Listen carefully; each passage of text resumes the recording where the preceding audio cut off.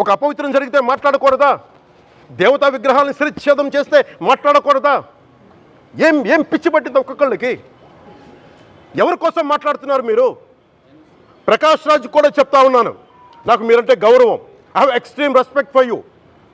కానీ when it comes to secularism, Prakash Raj garu, it is a 2 way, not 1 way. I have extreme respect for you. You know that. మీరు secularism is always 2 way, it is not 1 way. హిందువుల మీద దాడి జరిగినప్పుడల్లా వచ్చి మాట్లాడడం తప్ప,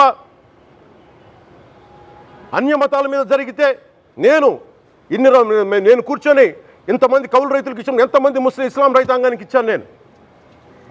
ఇదే ఎన్ని మద్రాసాలకి డబ్బులు ఇచ్చాను నేను, 25 లక్షలు 30 లక్షలు ఇచ్చాను, నేను ఇచ్చినవాడిని. నేను నాకు అన్య మతం ఇస్లాం మీద గౌరవం ఉన్నవాడిని, క్రిస్టియానిటీ మీద గౌరవం ఉన్నవాడిని, చిన్నప్పటి నుంచి కూర్చొని మిషనరీ స్కూల్లో చదువుకున్నవాడిని.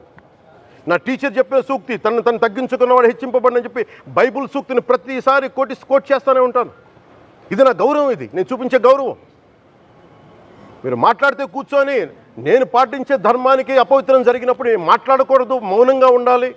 సెక్యులరిజంకి విఘాతం అంటే ఏంటి? సెక్యులరిజంకి విఘాతం నా ఇంటి మీద దాడి జరిగినప్పుడు నేను మాట్లాడకూడదా? నా ఇల్లు 10 మందికి ఆశ్రయం ఇస్తుంది. నా సనాతన ధర్మం అన్ని ధర్మాలకి ఆశ్రయం అయితే దానికి దాడి జరిగినప్పుడు, దాని మీద అపవిత్రం జరిగినప్పుడు దానికి కూడా మాట్లాడకూడదంటే ఏం మాట్లాడాలి మీతోటి? ప్రకాష్ రాజ్ గారు, you have to learn your lessons. I respect you. It's not just Prakash Raj garu, all the people who thinks in the name of secularism, you're going haywire.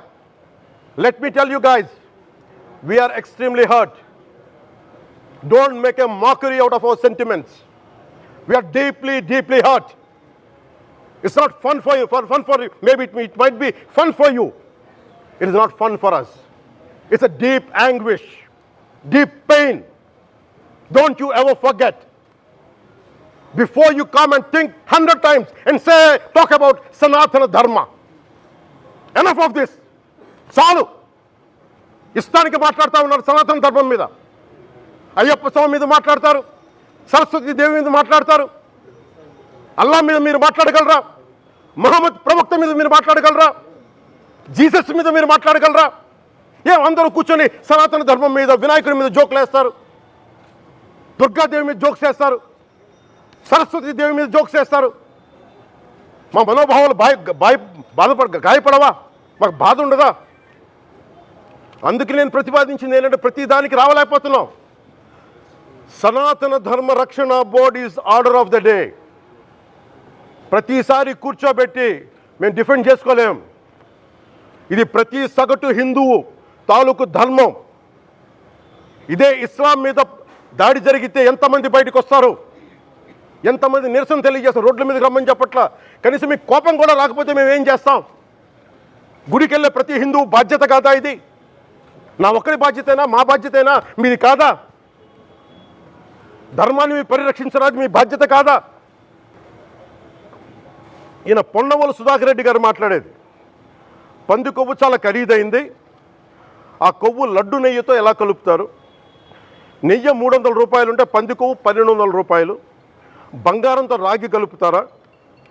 ఇత్తడిలో పుత్తడి కలపరు. చెంబు తయారులో ఎవరైనా బంగారం కలుపుతారా?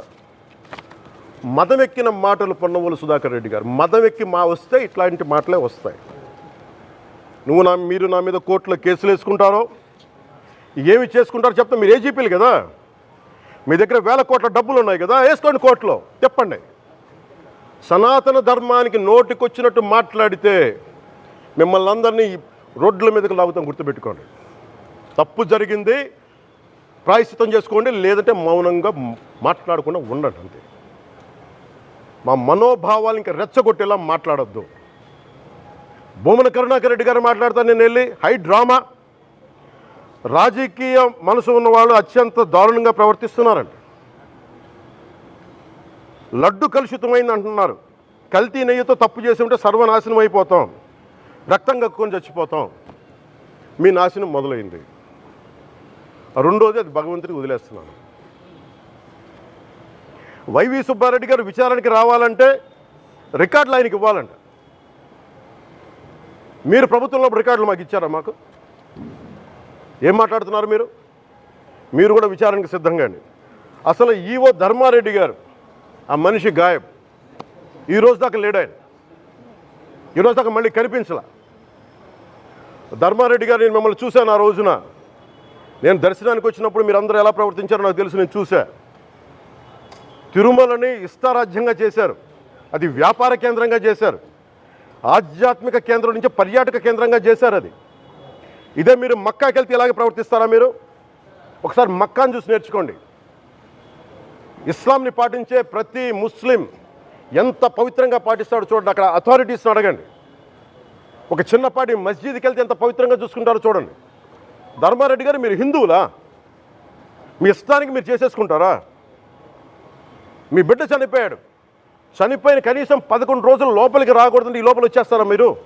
మేము మర్చిపోయామనుకుంటున్నారా? ఆగమ శాస్త్రం చెప్పింది మీకు ఇదేనా? అంటే గవర్నమెంట్ ఉద్యోగులు అయితే ప్రభుత్వం మీ నియమిస్తే మీ ఇష్టానికి చేసేసుకుంటారా? మాకు బాధలు ఉండవనుకుంటున్నారా? ఇదే మీరు ఒక ఇస్లాంకి చేస్తే అపచారం జరిగితే మీరు ఏం చేస్తారు? బయట రోడ్ల మీదకి వచ్చి మీరు కూర్చోబెట్టి దాన్ని పొలిటికలైజ్ చేస్తారు. మీరు పొలిటికలైజ్ చేస్తారు. నేను నిజంగా చెప్తున్నా, జగన్మోహన్ గారికి కూడా చెప్తున్నా, మీరే కనుక, నేనే కనుక సనాతన ధర్మం మీద పోరాటం చేయాలని నన్ను ఆపేవాళ్ళు ఎవరు లేరు ఈ దేశంలో, గుర్తుపెట్టుకోండి. నేను కనుక సనాతన ధర్మం కోసం నేను పోరాటం చేస్తే చచ్చిపోవడానికి సిద్ధం నేను. కానీ నేను అక్కడి దాకా తీసుకెళ్ళిన విషయాలు, దానికి నిదర్శనమే రామతీర్థ రాముల వారి విగ్రహం శిరిచ్ఛేదం జరిగినప్పుడు ఒక్క మాట మాట్లాడకుండా చెప్పి కూర్చున్నాను. ఆ తెలివితేట లేక మీ ప్రభుత్వాన్ని కిందకి తీసుకొచ్చి అధాపాతాలను తొక్కిన మేము మాకు శక్తి లేదనుకుంటున్నావా? ఉండవనుకుంటున్నావా? కానీ మేము సమాజాన్ని కలిపి ఉంచాలని వ్యక్తులం తప్ప విడగొట్టాలని వ్యక్తులం కాదు మేము, గుర్తుపెట్టుకోండి. అలాగే ఈరోజు నుంచి ప్రజలందరికీ కూడా చెప్తున్నా, ఎవరు అన్ని మతాలని మేము గౌరవించేది ఈ నేల. ఒక జనసేన పార్టీ అని కాదు, తెలుగుదేశం పార్టీ అని కాదు. మీరు ఏ పార్టీలకు సంబంధించిన వైసీపీలో ఉన్న హిందువులందరూ ఏం చేస్తున్నారు? మీరందరూ పోటీ పడ్డారు కదా తిరుమలకి వెళ్ళడానికి. మీరు మర్చిపోయారు, ఇందులో ఈ పాపం మీకు కూడా వస్తుంది, ఈ పాపం మీకు కూడా తగులుద్ది. మీ మౌనం కూడా మొత్తం జాగ్రత్త, తరాలు నాశనం అయిపోతాయి. మీ మౌనం మంచిది కాదు. ఇది ఒక వెంకటేశ్వరుడికి జరిగింది కాదు, భగవంతుడికి, నిరాకారుడు, ఆయనకి ఇవేం పట్టవు. మనం నమ్ముకొని ఆయనకి వెళ్తున్నది మనకి బాధ్యత ఇది. ఇంకా ప్రతి ఒక్కరు దీన్ని గుర్తుపెట్టుకోండి. చేతులెత్తి వేడుకుంటున్నాను. సగటు హిందూ, మీరు సినిమా టికెట్లకు వెళ్ళిపోతారు అభిమానులు అందరూ. మీరెవరు హిందువులు లేరా? సినిమా టికెట్ల కోసం చించుకుంటారు. సినిమాని మీరు కూర్చోడానికి మీరు మొత్తం మాట్లాడతారు. అందరిని అడుగుతున్నా, మొత్తం భారతదేశపు యావత్తు ఉన్న సినిమా అభిమానులను అడుగుతున్నా, మీరందరూ హిందువులే కదా, అత్యధికులు హిందువులే కదా, మీకు బాధ్యత లేదా? మీకు మీ సినిమా హీరోలు, నేను కూడా హీరోనే, నన్ను మించి దేశాన్ని చూడమని, సనాతన ధర్మాన్ని చూడమంటున్నా. మీ కన్వీనియంట్గా కూర్చోబెట్టి హీరోలను ఎత్తడం కాదు, నన్ను ఎత్తడం కాదు. ధర్మం విఘాతం కలిగినప్పుడు ధర్మానికి మీరు మాట్లాడటం మీ బాధ్యత. నా తరం మేము కష్టపడుతున్నాం, ముందుకు వచ్చాం. ఎవరి కోసం పడుతున్నాం ఈ కష్టాలు? మాకు సరదా కాదు. ప్రతి ఒక్కరి ఇష్టానికి వచ్చి మాట్లాడుతూ ఉంటే బాధ కలుగుద్ది. అయ్యప్ప స్వామి దీక్ష చేసే వాళ్ళ మీద ఎంత ఇష్టారాజ్యంగా మాట్లాడతారు. ఇదే మీరు ఎవరన్నా సరే ఇస్లాం మీద మీరు గొంతు ఎత్తగలరా? ఎందుకంటే రోడ్ల మీదకి వచ్చి కొడతారని మీకు భయం, అందుకు మీరు మాట్లాడరు. హిందువులు అంటే మెత్తని మనుషులు కదా, తోటి హిందువు కదా, మీరు ఏదైనా మాట్లాడచ్చు. మీకు నమ్మకాలు లేకపోతే మీరు ఇంట్లో కూర్చోండమ్మా.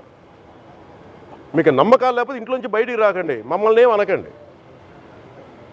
మేము ఎలా పూజా విధానం ఎలా చేస్తాం, అలాగే ముఖ్యంగా ఫిల్మ్ ఇండస్ట్రీ కూడా నేను తెలియజేస్తా ఉన్నా.